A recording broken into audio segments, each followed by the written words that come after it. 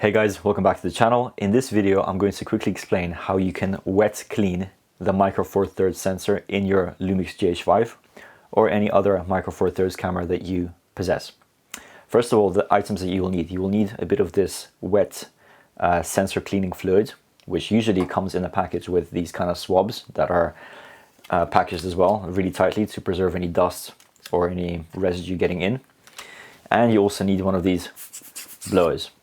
All of these items can be bought on Amazon, on eBay. Links are below in the description if you want to have a look what I use. But anyway, it doesn't really matter what the gear is, just as long as you have a blower, the liquid and the swab.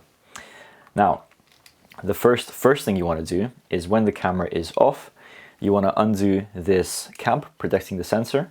And you want to take the blower and you want to place your camera so the sensor is facing the ground, and you want to blow inside like this.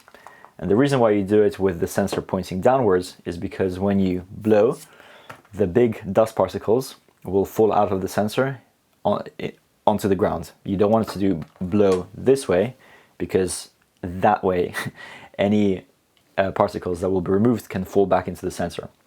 Now, I've already done this, so let's just focus on the wet cleaning process.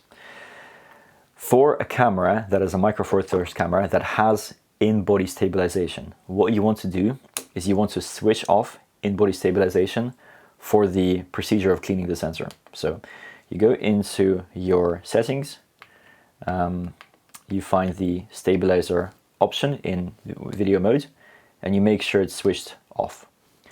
Now, when we're cleaning the sensor, it is very important to keep the camera on, because when the camera is switched on, the camera will keep the sensor locked into place.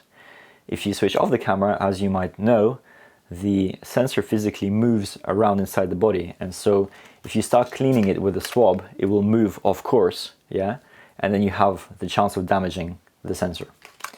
So now that we're ready, and now that the camera is on, as you can see by this green light, we are literally going to, what we want to do is we want to undo this lens cap, take out this swab that we have,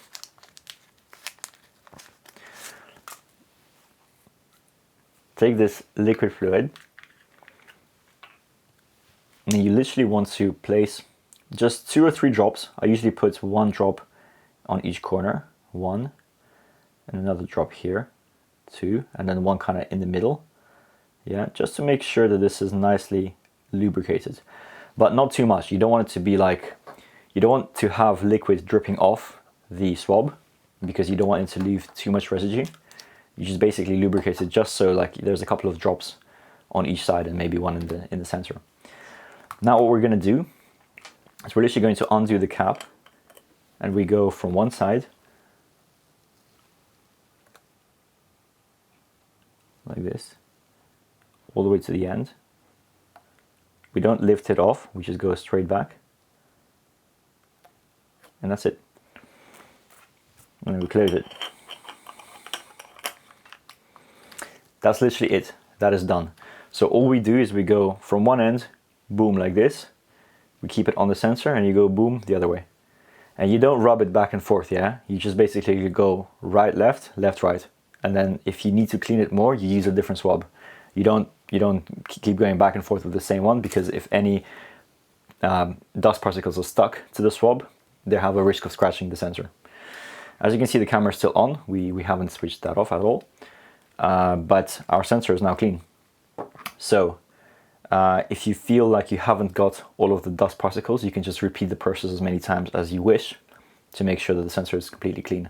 But just the once should do it 90% of the times. Anyway guys, I hope you have found this video useful. Please leave a like and a comment if you did. And don't worry, I have been cleaning the sensor on my Micro Four Thirds cameras with this method for many years now. This is not the first time I'm doing it, this is not the last time I'm doing it. And I haven't damaged any of my gear. So even if you're a bit clumsy like me, it doesn't matter too much. As long as you get that motion nice and slow, right to left, left to right, you'll be fine. So go ahead, try it. Let me know how it turns out for you, and I'll see you guys in the next video.